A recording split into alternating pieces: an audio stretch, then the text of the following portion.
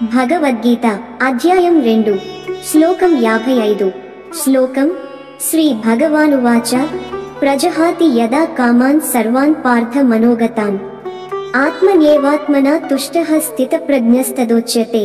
శ్రోతలారా, ఇది భగవద్గీతలో స్థితప్రజ్ఞుని లక్షణాలను స్వయంగా శ్రీకృష్ణుడు వివరించటం మొదలుపెట్టే మొదటి శ్లోకం. అర్జునుడు అడిగిన ప్రశ్నకు స్థితప్రజ్ఞుడు ఎవరు, అతని స్వభావం ఎలా ఉంటుంది, ఇదే మొదటి సమాధానం.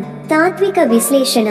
స్థితప్రజ్ఞునికి లోకపు ఆకర్షణలు పని చేయవు. ఆయన హృదయం లోపల సంతృప్తితో నిండి ఉంటుంది. బయట అందాల వైపు చూడనక్కర్లేదు. అసలు ఆనందం బయట నుంచి కాదు, అతని అంతరాత్మ నుంచే వస్తుంది. ఈ స్థితి సాధించటమే నిజమైన యోగం, నిజమైన జ్ఞానం, వాస్తవ జీవనానికి సందేశం. మన మనస్సు నిత్యం కోరికలతో నిండిపోతూ ఉంటుంది. ఈరోజు ఒక కోరిక, రేపు ఇంకో కోరిక.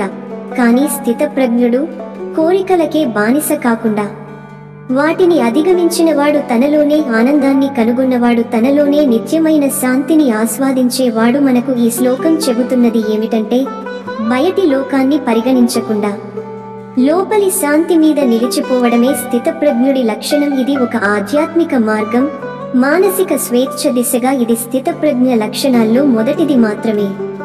తదుపరి శ్లోకాల్లో ఇంకా ఎంతో విలువైన గుణాలు ఉన్నాయి. మనం కూడా ఆ దిశగా ఆలోచించాలి. మన కోరికల స్వభావాన్ని పరిశీలించాలి మరియు తానే తానుగా తృప్తిగా ఉండే సాధనను ప్రారంభించాలి. ఓం శాంతి శాంతి శాంతి. కామెంట్లలో మీ అభిప్రాయాన్ని చెప్పండి, లైక్ చేయండి. ఈ తాత్విక సందేశాన్ని మీ మిత్రులతో షేర్ చేసుకోండి.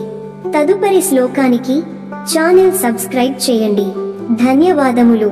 జై శ్రీకృష్ణ.